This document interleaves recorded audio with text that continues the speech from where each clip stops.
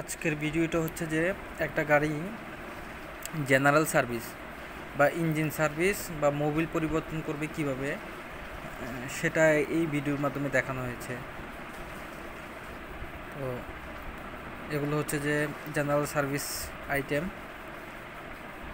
Engine oil, air filter, fuel filter, তারপর হচ্ছে যে ফুয়েল ওয়াটার সেপারেটর এইগুলি। তো অয়েল সাম থেকে মোবিল ড্রেন দিয়ে দিয়েছে, ফুল ফিল্টারটা খুলে ফেলেছে, সেটা আপনারা ইতিপূর্বেই দেখেছেন। আর এখন হচ্ছে যে ইঞ্জিন অয়েলগুলো যখন একদম সবগুলো রিমুভ হয়ে যাবে অয়েল সাম থেকে, তখন হচ্ছে যে আবার নতুন করে ইঞ্জিন অয়েল রিফিল করা হবে ড্রেন নাটটাকে লক করে দিয়ে। তো এখানে এখন ইঞ্জিন অয়েলটা কী করবে, রিফিল করা হবে। রিফিল করার পরে সর্বশেষ ধাপে মানে রিফিল করার পর আবার ইঞ্জিনটাকে স্টার্ট দিয়ে দেখতে হবে যে সব কিছু ঠিক আছে কি না। পাশাপাশি যে জেনারেল চেক আপগুলো আছে, ফ্যান বেল্টের টেনশনগুলো ঠিক আছে কি না, সেই জিনিসগুলো চেক করে নিতে হবে।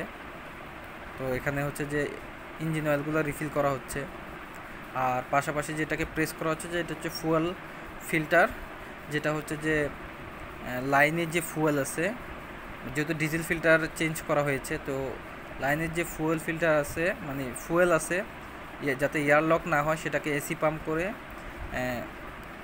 ফিল্টারটাকে ফিল করা হচ্ছে, বা লাইনে যে ফুয়েলের সরবরাহটা স্বাভাবিক করা হচ্ছে যাতে এয়ার লক না হয়। তো আর এখানে হচ্ছে যে ইঞ্জিন অয়েলটা রিফিল করা হয়েছে, তারপর ইঞ্জিনটা স্টার্ট দিবে। এই যে এখানে স্টার্ট দেওয়া হয়েছে। স্টার্ট দেওয়ার পরে যদি এই পর্যন্ত হচ্ছে যে আমাদের ইঞ্জিন সার্ভিস শেষ, এবং বাকি ক্ষেত্রে আপনি যদি আপনার গ্রিজ করা লাগে সেক্ষেত্রে আপনি গ্রিজ করে নিতে পারেন। এটা হচ্ছে high pressure auto electric grease gun. এটা কিন্তু ইলেকট্রিক্যালি গ্রিজ হয়, তো এটা অনেক প্রেশার থাকে এখানে।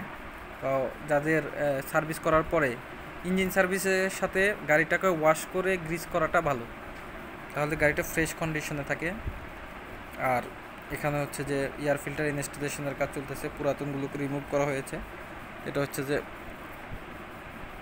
সেকেন্ডারি ফিল্টার, আর প্রাইমারি ফিল্টারটা এখনও লাগানো হয়নি, এটা বক্সই আছে ইনটেক।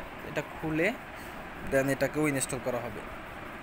তো যখন ফিল্টার ইনস্টল করা হবে সেটা একটা জিনিস লক্ষ্য রাখতে হবে যে ওখানে যাতে কোনো ময়লা না থাকে। অনেক সময় জুট ভুলক্রমে থেকে যায়, জুট দিয়ে মোছার পরে জুটটা ওই ক্যাপের মধ্যেই রেখে দেয়, তো অ্যাবনর্মালিটিস ঘটে আর কি। সেক্ষেত্রে সেটা সাবধানেই করতে হবে। তো এটা লাগানো হয়েছে, এবং প্রাইমারি যে ফিল্টারটা সেটাও লাগানো হয়ে গেছে। এখন যে ক্যাপটা আছে, ক্যাপটাকে সুন্দর করে পরিষ্কার করে সেটাকে আবার কী করা হবে, ইনস্টল করে দেওয়া হবে।